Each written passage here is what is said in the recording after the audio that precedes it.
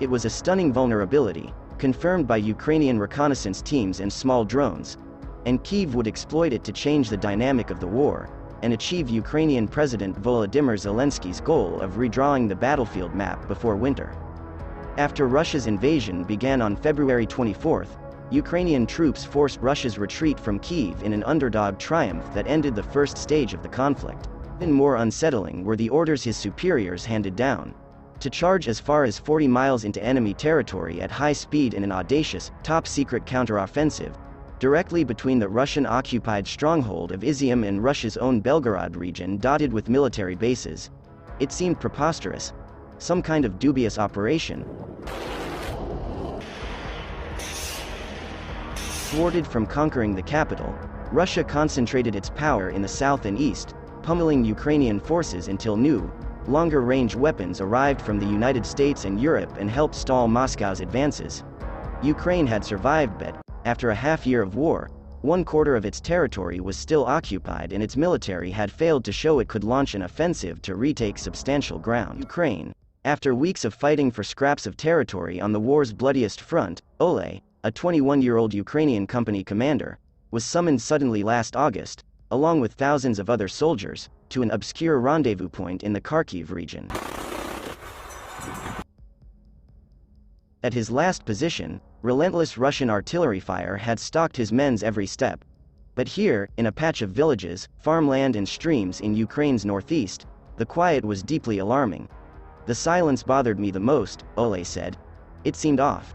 How could this be?"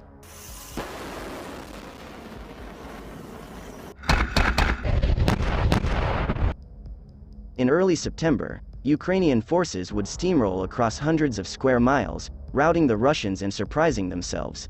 The Kharkiv offensive revealed the inability of an undermanned and under-equipped Russian force to hold territory across a vast front. It shocked the Kremlin, and it proved to Ukraine's supporters that they were not wasting billions in weapons and economic aid. Making the costs of war clear to a Russian population that had isolated itself from its leader's special military operation. The mobilization set off unrest but was too late to stop Ukraine's momentum from spreading south to Kherson, where, after hard combat and significant losses, Kyiv's forces in November recaptured the only regional capital that Putin had seized since the start of the war. This reconstruction of the Kharkiv and Kherson counter-offensives is based on interviews with more than 35 people, including Ukrainian commanders, officials in Kyiv and combat troops, as well as senior US and European military and political officials. What emerges is a story of how deepening cooperation with NATO powers, especially the United States, enabled Ukrainian forces, backed with weapons, intelligence and advice, to seize the initiative on the battlefield, expose Putin's annexation claims as a fantasy, and build faith at home and abroad that Russia could be defeated. "Our relationship with all of our partners changed immediately," said Col General Alexander Syrsky, who commanded the Kharkiv offensive. "That is, they saw that we could achieve victory, and the help they were providing was being used with effect." In the last days of August, Syrsky met in a large operations room in Ukraine's east with his top aides and key brigade commanders. Before them was a 520-square-foot 3D printed terrain map of the part of the Kharkiv region occupied by Russia.